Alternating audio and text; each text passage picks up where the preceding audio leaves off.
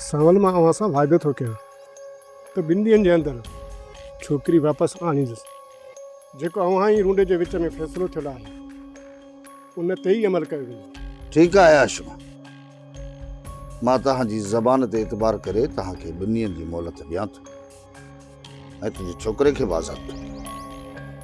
बाक़ी जेकॾहिं 2 ॾींहंनि जे अंदरि तव्हां छोकिरी खे वापसि हिते नथा आणियो ऐं पंहिंजे कयल वाइदे ते अमल नथा कयो त पोइ मुंहिंजो ॿियो क़दम हिन खां बि वधीक हूंदो। हैदर, जी सोटर। शेरन खे आज़ादु कर। सोटर कयो ग़लती था, पर जेको तव्हांजो हुकुम। बेफ़िक्र रहो दर, मसलो घणई साल थींदो। दुश्मनियूं नस्लुनि जा नस्ल तबाह करे थी छॾनि। इन ई सोच जा हुया, ख़बर नथी पवे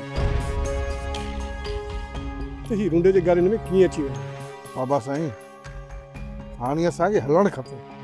सवाल खान तव्हां मुंहिंजी इज़त कई ऐं आऊं बि तव्हांखे ना उमेद न कंदुसि।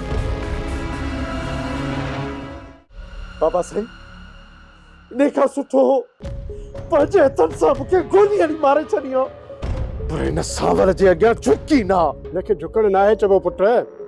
जेको मसलो अमुन सां हल थिए उते हथियार हलण खे अकुलमंदी न आहे चइबो।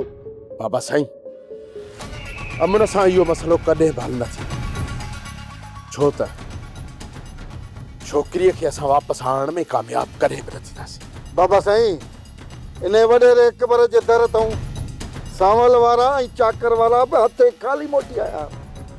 पोइ छोकिरी असांजे हवाले कीअं कंदो? असांजे हवाले न कंदो, हू रूंडे जे हवाले कंदो ऐं असां रूंडे खे अॻियां कंदासीं।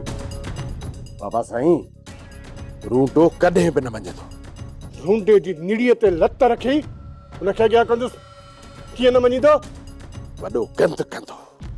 इहो रूंडो पहिरें जोड़ जो नित जो पलीत माण्हू आहे। छोरी बि पाण हथ सां भॼाई अथई। हाणे तूं ई ॿुधाए त इहो छोकिरी वापसि कीअं आणींदो? हली अधीअ खे सम्झायां थो त हिकु पुट खे माराए चुकी आहे ऐं ॿियो पुटु कॾहिं बि न माराईंदी। तव्हां अचो मूंसां। सब्सक्राइब कयो असांजो official YouTube channel Sindh TV HD drama ऐं वधीक अपडेट लाइ बेल आइकन खे क्लिक करियो।